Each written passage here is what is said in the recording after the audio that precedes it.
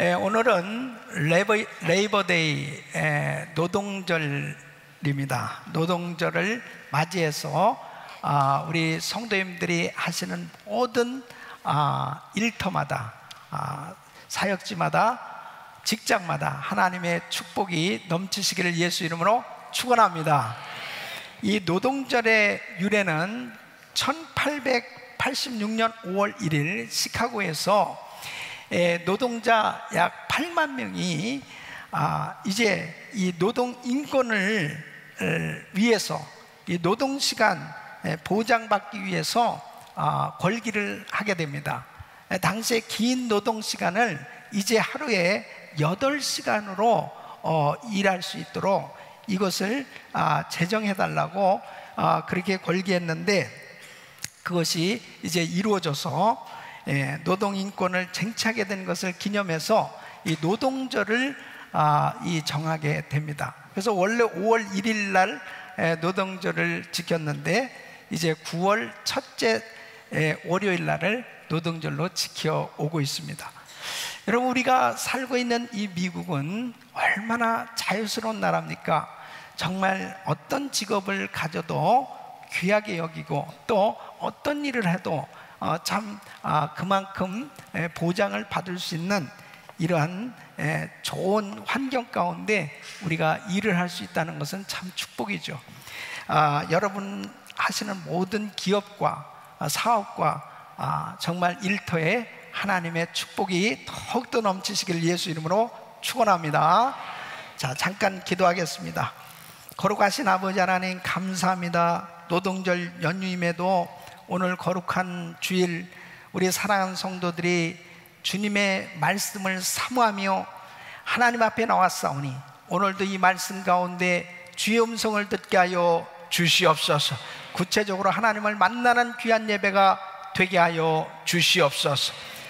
예수님의 이름으로 간절히 기도하옵나이다. 아멘. 우리 성도님들의 삶은 날마다 은혜가 넘치는 풍성한 삶이 되시기를 예수 이름으로 축원합니다. 우리가 이 세상을 살아가면서 모두가 다 빚진 자의 삶을 살고 있습니다. 이런저런 형태의 빚을 지고 살고 있습니다. 그래서 사람이 살아가면서 정말 이 빚을 지고 산다라고 하는 것은 사실 상당한 고통입니다. 빚을 갚을 때까지는 자유함이 없기 때문에 그렇습니다. 그래서 잠언 22장 7절 말씀 보면, 부자는 가난한 자를 주관하고 빚진 자는 채주의 종이 되느니라 그랬습니다. 여러분, 우리가 살아가면서 이 육신의 빚을 가지고는 참 행복할 수가 없는 것이죠. 그래서 평생 살아가면서 사실은 이 빚을 지고 빚을 갚으면서 사는 그런 일생이 되고 있는 것입니다. 로마서 8장 12절 보면, 그러므로 형제들아, 우리가 빚진 자로 돼 육신에게 져서 육신대로 살 것이 아니니라. 이 육신의 빚을 지고 사는 인생은 결단코 복된 삶이 될 수가 없는 것입니다. 그래서 로마서 13장 8절에 바울은 이렇게 말씀하십니다. 피차 사랑의 빚 외에는 아무에게도 아무 빚도 지지 말라고 말씀하고 있습니다. 여러분, 우리가 살아가면서 참 원치 않냐는 이러한 빚을 지고 살 때가 있습니다. 여러분 모두가 정말 빚을 다 갚을 수 있기를 예수 이름으로 축원합니다. 정말 이 빚 때문에 고생하고 고통당하는, 자유함이 없는 그런 삶을 사는 성도들이 있다면 하나님의 은혜로 그 빚의 문제가 다 해결될 수 있기를 예수 이름으로 축원합니다. 근데 오늘 이 본문 말씀을 보면 사도 바울은 자신은 빚진 자라는 거예요. 자신은 정말 많은 빚을 진 사람이라고 그렇게 자신을 소개하고 있습니다. 그러면 내가 도대체 살아가면서 어떤 빚을 지고 사는지를 바로 알아야 이 빚을 갚는 삶을 살 수 있지 않겠습니까?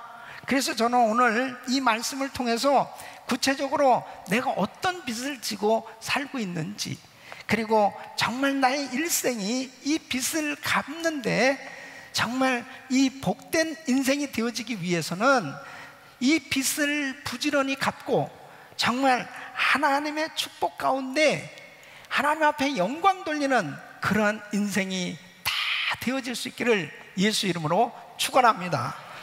여러분, 구체적으로 우리는 어떤 빚을 지고 살고 있을까요? 첫째는 우리는 내 주변에 사랑하는 사람들에게 많은 빚을 지면서 살고 있습니다. 첫째는 우리 부모에게 진 빚입니다. 나를 낳아주신 은혜, 나를 길러주신 은혜는 평생 갚을 수 없는 참으로 큰 은혜예요. 그래서 우리는 부모님에게 큰 빚을 지고 살고 있는 것입니다. 두 번째는 자라면서 스승에게 진 빚입니다. 여러분, 배운다라고 하는 것은 얼마나 귀한 겁니까? 우리에게 가르쳐 주시는 그 스승이 있기 때문에 우리는 참으로 많은 것을 배우면서 살아갈 수 있는 것입니다. 또 세 번째는 형제나 친구, 좋은 이웃에게 진 빚입니다. 여러분, 특별히 우리는 이민 생활하면서 참 많은 사람들에게 사랑의 빚을 지고 살고 있잖아요. 여러분, 우리가 미국에 와서 참 여러 가지 어려운 그런 환경 가운데, 낯선 문화 가운데 이렇게 적응해서 잘 정착해서 살기까지는 정말 많은 사람들의 도움이 있었던 것입니다. 이런 사랑의 빚을 우리는 지고 살고 있는 것입니다. 네 번째는 부부에게 진 빚입니다. 아내에게, 남편에게 참으로 서로에게 참 이 고마워할 수 있는 그러한 일들이 얼마나 많이 있습니까? 저도 제가 참 생각해 보면은 제 아내에게 많은 빚을 지고 살고 있는 것 같습니다.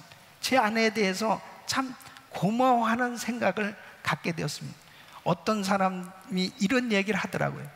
부부가 살아가면서 서로에 대해서 고마워하는 생각을 갖게 되면 철이 들었다고 그러더라고요. 저는 철이 들어가고 있어요. 그래서 참 이 부부에게 서로 고마워할 수 있다는 것은 참 감사한 것이죠. 여러분이 오늘날 여러분이 되시기까지 얼마나 많은 분들의 그 수고가 있었나 생각하면 이것도 또한 참 빚이다라고 생각할 수 있습니다.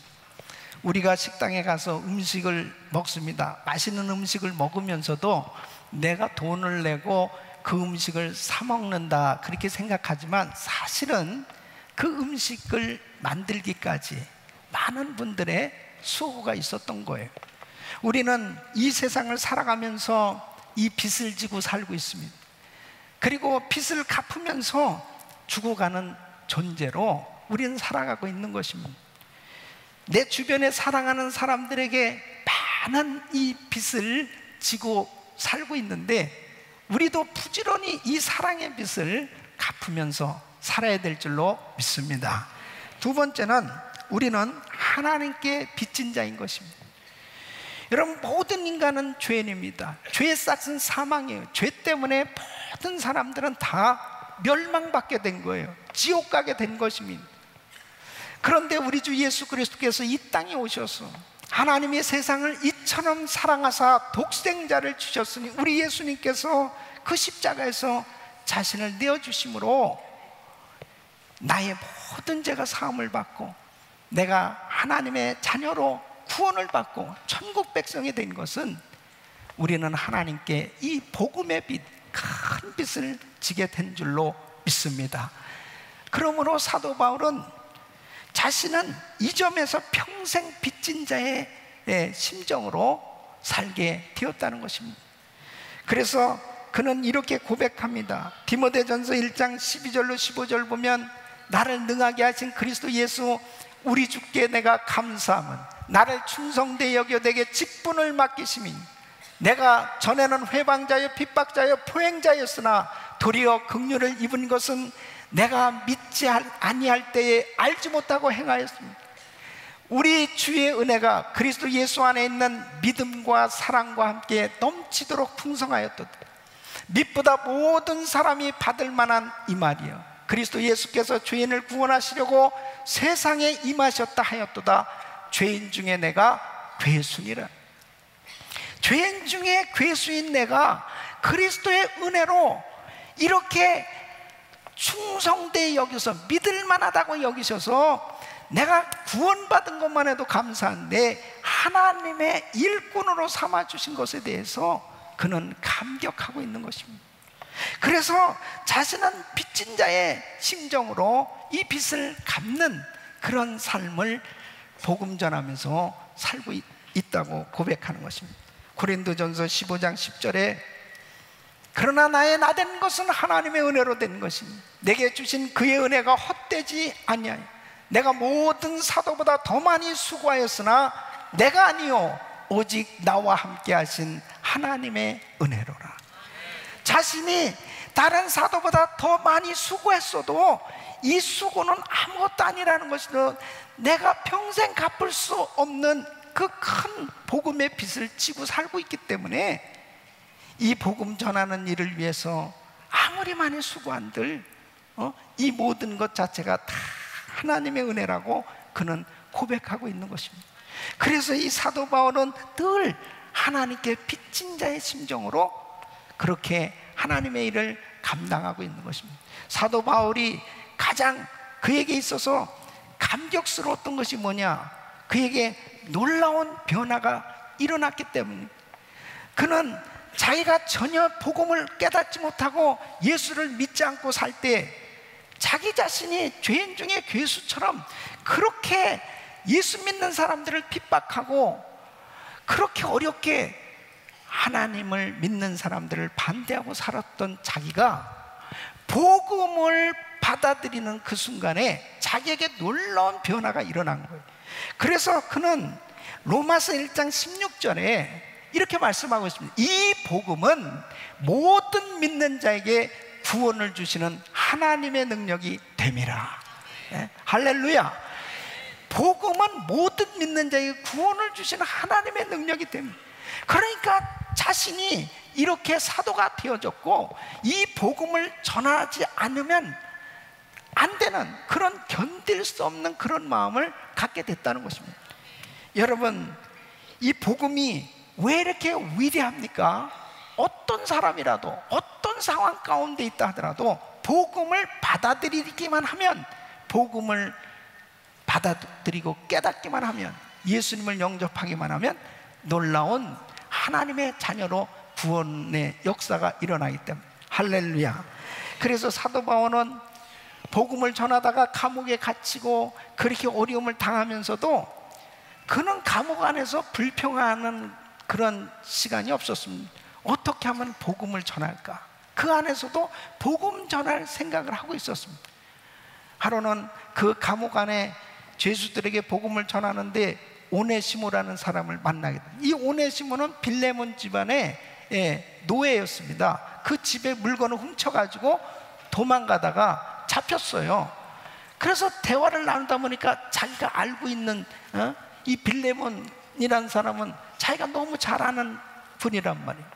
그래서 이 오네시모에게 열심히 복음을 전했습니다. 그 오네시모가 바울이 전해준 그 복음을 듣고 예수님을 영접하고 그가 거듭나지 않습니까? 그가 정말 참다운 하나님의 자녀가 됐을 때 그는 사랑하는 빌레몬에게 편지를 써서 이 오네시모가 그전에는 무익한 사람이었지만 지금은 참 귀한 하나님의 자녀가 됐다고, 이 사람을 용서해 주라고.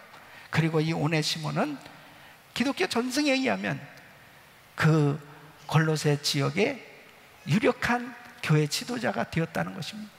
사랑하는 성도 여러분, 이게 복음의 능력인 줄로 믿습니다. 그래서 이 복음을 받아들이기만 하면 놀라운 변화의 역사가 일어나게 되는 것입니다. 저도 대학 다닐 때까지 예수님을 몰랐습니다. 예수님을 받아들이지도 않고 그렇게 살았던 사람입니다. 어느 날 복음을 듣게 되었습니다. 이 복음을 받아들이는 순간 나에게 놀라운 변화가 일어난 거예요. 하나님의 그 말할 수 없는 은혜가 깨달아지기 시작하는 것입니다. 저에게는 정말 충격이었습니다.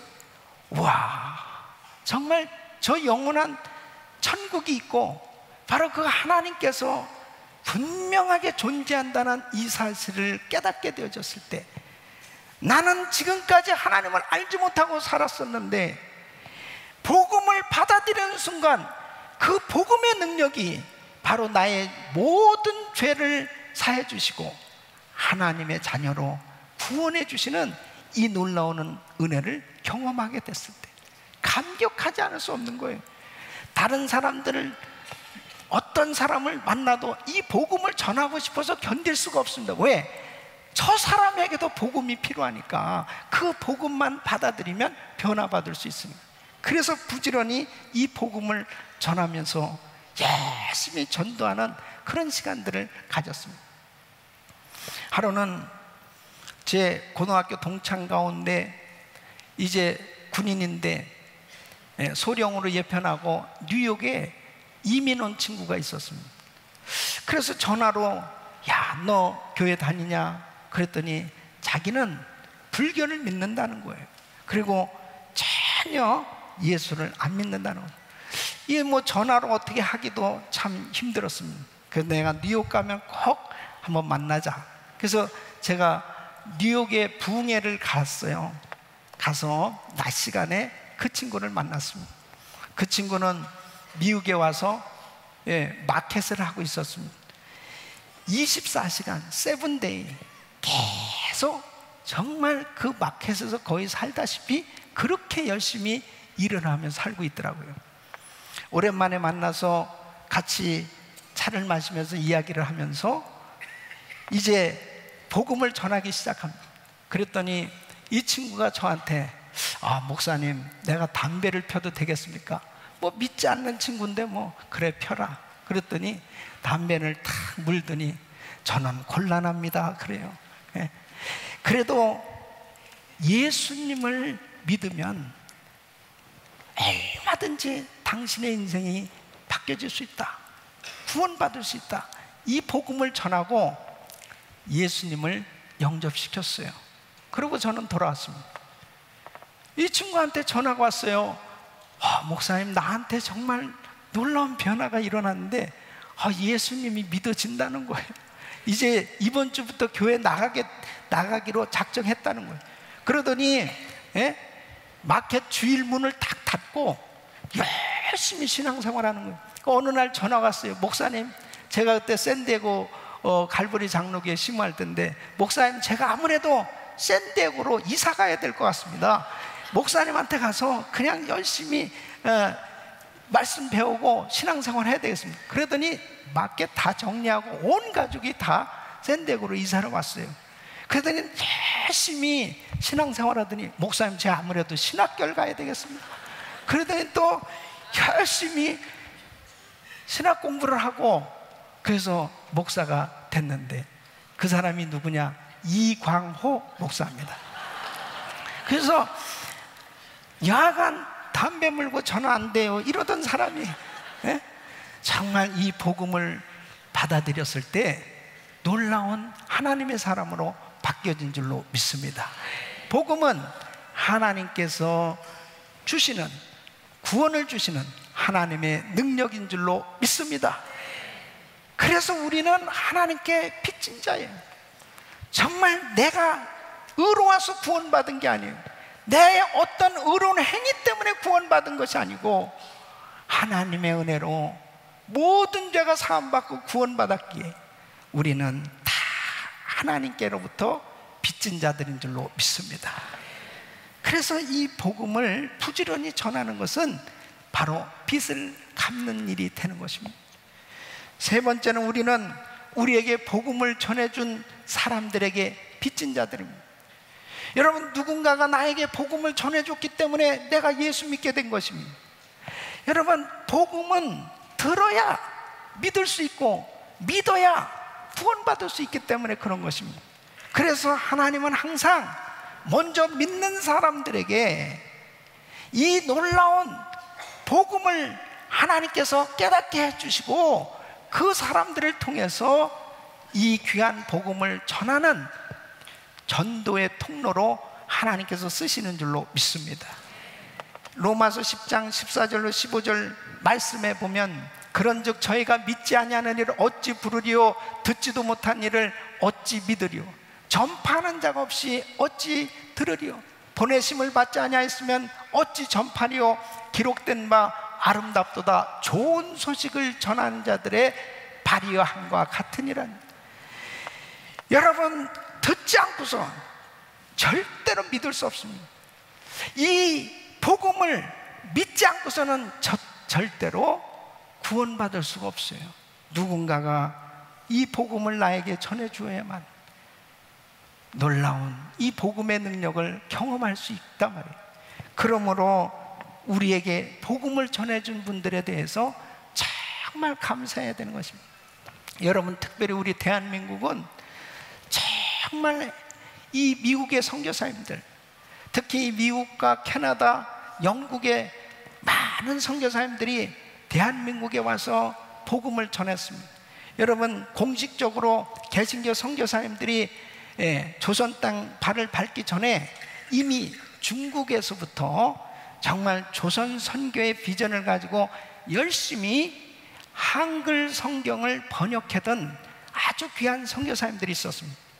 바로 이분들은 영국의 선교사님, 이 로스 선교사님, 그리고 맥킨타이어 이 선교사님, 이분들은 이제 만주 봉천이라고 하는 곳에 이 지금으로 붙은 심양이에요.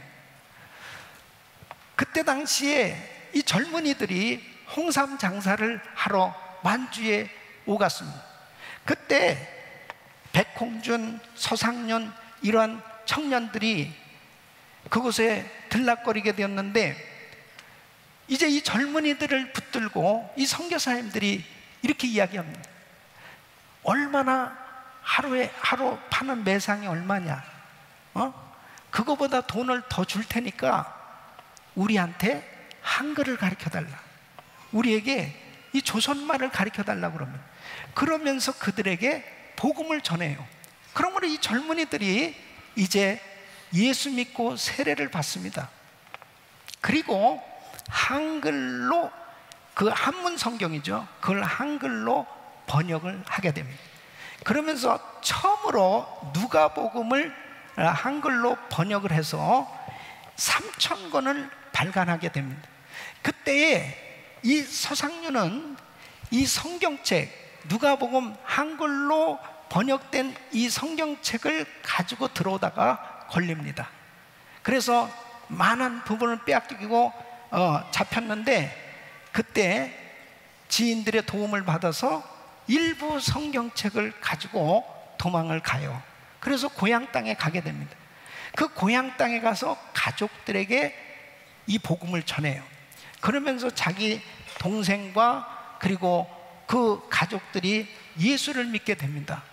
그러면서 처음으로 그 집에서 교회가 세워진 것이 바로 우리 한국 땅에서는 최초의 교회, 소래교회가 세워지게 되는 것입니다. 이 소래교회는 선교사님들에 의해서 세워진 것이 아니고 전도받은 그 조상들에 의해서, 이 서상윤 씨를 중심으로 한 이 가족들에 의해서 교회가 처음으로 세워집니다. 그 후에 1866년 8월에 영국의 선교사인 토마스 선교사는 제너럴 서머너를 타고 이제 이 조선 선교를 위해서 오게 되는데 일이 잘못되었습니다. 그래서 결국은 관군들에 의해서 이 배가 불타게 되었고 잡히게 되었습니다. 그때 칼을 빼든 박춘건, 이 박춘건에 의해서 이 참수를 당하게 되는데, 그때에 그는 그 죽는 순간에 빨간 보자기에 성경책을 싸가지고 있는 그 성경책을 그 박춘건에게 줍니다. 이 박춘건이 이 성경책을 받았어요. 그리고 그 칼에 맞아 죽습니다. 이 박춘건은 나중에 이 성경을 받아들고 결국 이 성경이 이제 그의 집에, 그 지역에 전해지기 시작하면서 이제 예수가 전해지기 시작합니다. 여러분, 1882년에는 미국 북장로교회 알렌 선교사, 이 의사입니다. 이분이 들어오면서 자기 그 약가방에 성경책을 가지고 들어오지요. 그때에 우정국 사건으로 부상당한 이 민영익을 치료해 줌으로 인해서 이제 고종 황실의 의사가 되어서 이 황실에서 이제 일을 하게 되어집니다. 그러면서 관직에 있는 사람들에게 전도를 하기 시작하는 것입니다. 그러면서 이제 1885년 4월 5일 드디어 이 개신교 선교사로서는 이 장로교의 언더우드 그리고 감리교의 아펜젤러 부부가 이제 제물포 항에 이 부활주일 새벽 아침에 도착을 하게 되죠. 그러므로 인해서 이제 많은 선교사님들이 들어와서 복음을 전하고 학교를 세우고 병원을 세우고 그러면서 사역을 하게 됩니다. 여러분, 그때 당시 우리 민족은 정말 미전도 종족이었습니다. 정말 살기도 힘들었던 그런 나라였습니다. 그런데 이런 선교사님들이 오셔서 많은 분들이 순교했습니다. 정말 우리나라에서 얼마나 많은 선교사들의 피가 흘려졌는지 모릅니다. 그분들에게 정말 우리는 큰 빚을 졌어요. 그분들이 전해준 이 복음이 지금 꽃을 피우고 열매를 맺고 있는 줄로 믿습니다. 우리에게 전해준 이 귀한 복음, 이것이 얼마나 귀한 거예요. 그래서 저희는 정말 선교하면서 너무너무 힘들 때도 많이 있지만 바로 우리도 빚진 자이기 때문에 이렇게 귀한 복음을 받기까지 얼마나 많은 선교사님들의 땀과 눈물과 그리고 피가 흘려져서 우리에게 이 놀라운 복음이 전해준 것을 알고 있기 때문에 우리는 부지런히 정말 선교할 수 있고, 그 선교하는 것이 때로는 참 힘들고 힘에 지나는 그런 어려움이 있다 하더라도 우리가 기쁨으로 감당할 수 있는 줄로 믿습니다. 여러분, 네 번째는 우리는 불신자들에게도 이 빚진 자이다 하는 것입니다. 여러분, 오늘 이 본문 말씀을 보면 14절에 사도 바울은 이렇게 말하고 있습니다. 헬라인이나 야만이나 지혜 있는 자나 어리석은 자에게 다 내가 빚진 자라 그랬습니다. 아니, 자기 가족이나 친구나 그 밖에 자기에게 도움을 주는 사람들에게 빚진 자다 그러면 이해가 되는데, 아니 여기에서 헬라인이나 야만인이나 지혜 있는 자나 어리석은 자에게 빚진 자다, 이게 무슨 말씀입니까? 왜 이방인들에게 자기가 알지도 못하는 불신자들에게 왜 빚진 자라고 이렇게 고백하냐 말이에요. 그 이유는 뭡니까? 자신은 이 놀라운 복음을 이미 받은 자라는 거예요. 이 놀라운 복음을 가진 자이기 때문에 이 복음을 당연히 전해줘야 된다는 거예요. 이 복음을 받지 못하고 살아가는 모든 불신자들, 모든 족속들에게 이 복음을 전해야 될 이 사명이 있다는 겁니다. 이것은 마땅한 의무이기 때문에 나는 빚진 자다, 그렇게 자신을 소개하고 있는 것입니다. 이건 참으로 놀라운 깨달음입니다. 하나님의 능력인 이 복음을 가지고 있으면서 여러분 침묵하고 있다고 하는 것은, 그것은 죄라는 거예요. 그것은 절대로 하나님이 기뻐할 수 없다는 것입니다. 그래서 바울은 고린도전서 9장 16절에 만일 복음을 전하지 아니하면 내게 화가 있을 것이미로다. 여러분 생각해 보십시오. 지금 이 물이 만병통치약이라고 해보자고요. 그냥 한 모금만 마셔도 모든 병이 다 날 수 있다. 만일 그런 약이라고 한번 생각해 보세요. 내가 이걸 가지고 있는데 여기 지금 있는 분들이 막 죽어가고 있는 거예요. 이거 한 모금만 마시게 하면 이 사람들이 살 수 있어. 그런데도 내가 싹 감추. 나만 마셔야지. 안 돼. 너희는 죽어도 할 수 없어. 안 돼. 그러면 어떻게 돼요? 나는 잘못된 거예요. 나는 죄인이라니까 큰 죄를 짓고 있는 거예요. 이건 당연히 줘야, 내가 거저받았는데 당연히 줘야 되는 거예요. 여러분, 왜 한국의 세월호 사건이 이렇게 심각한 겁니까?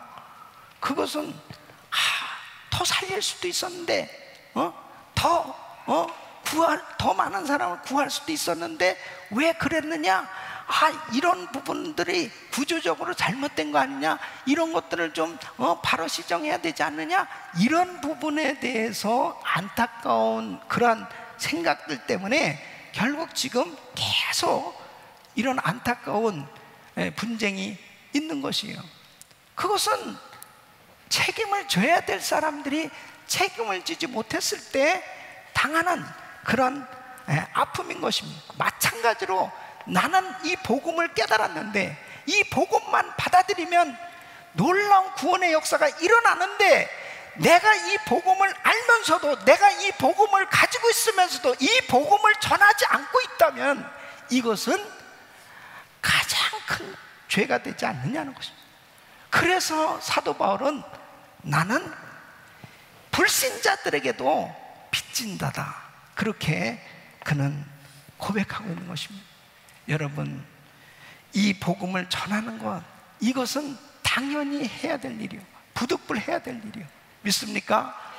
이걸 전해주지 않으면 죽어가고 있는 거예요. 수많은 사람들이 죽어가고 있는 거예요. 어떤 형제가 이런 얘기를 하는 거예요.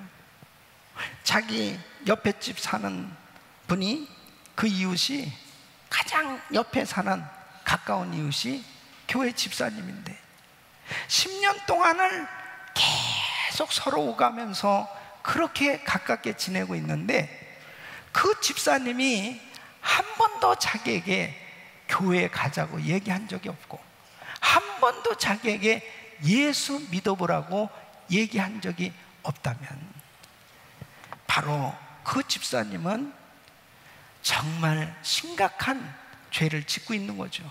왜? 하나님이 이 사람을 만나게 해주신 것은 그 사람에게 이 귀한 복음을 전해주라고, 이 복음을 전해줌으로 그 영혼도 살리라고 하나님이 만나게 해주신 건데, 그것을 그냥 지나쳐버린다는 것은 참으로 크나큰 범죄를 하고 있는 거다. 사랑하는 성도 여러분, 정말 우리는 이 복음 전하는 것은 내가 해도 되고 안 해도 되는 것이 아니고 반드시 사람을 살려야 될 중요한 사역이요, 중요한 사명인 줄로 믿습니다. 마르틴 미네르라는 목사님, 독일 목사님이 있습니다. 그는 히틀러 정권의 항거에서 싸우다가 감옥에 갇혔습니다. 8년이나 투옥을 당하고 옥고를 치르면서 참으로 어려운 시간을 보냈습니다. 어느 날 이 목사님은 꿈을 꾸는데 똑같은 꿈을 7번 꿉니다. 하나님 앞에 심판대가 있어요. 심판대 앞에 사람들이 쭉 줄을 서요. 모든 사람들이 묵묵히 하나님의 심판대 앞에 서서 다 자신의 잘못을 고백하고 있는데, 자기 바로 앞에 선 사람이 계속 뒤를 돌아보고 산만한 거예요. 그러면서 이 사람이 절대 회개도 안 하고 자꾸 자기 변명만 늘어놓더라는 거죠. 그래서 이 사람이 도대체 누군가 가만히 살펴보니까 그 사람이 히틀러더라. 히틀러. 네? 그런데 그 순간에 하나님의 음성이 들려오는 거예요. 미네르, 너는 히틀러 정권을 향해서 계속 항거하며 투쟁하며 잘못된 것만 지적했지, 히틀러를 위해서 기도도 한마디 안 하고 그에게 복음을 전해지도 아니했잖아. 만일 히틀러가 예수를 믿었다면 전쟁을 일으켰겠느냐는 거죠. 히틀러가 전쟁을 일으킨 그 죄값은 히틀러에게 주어진 것이 아니고, 히틀러에게 있지 않냐고 전도하지 않냐, 그를 위해서 기도하지 않냐, 너에게 있다. 이게 큰 소리로 들려지다.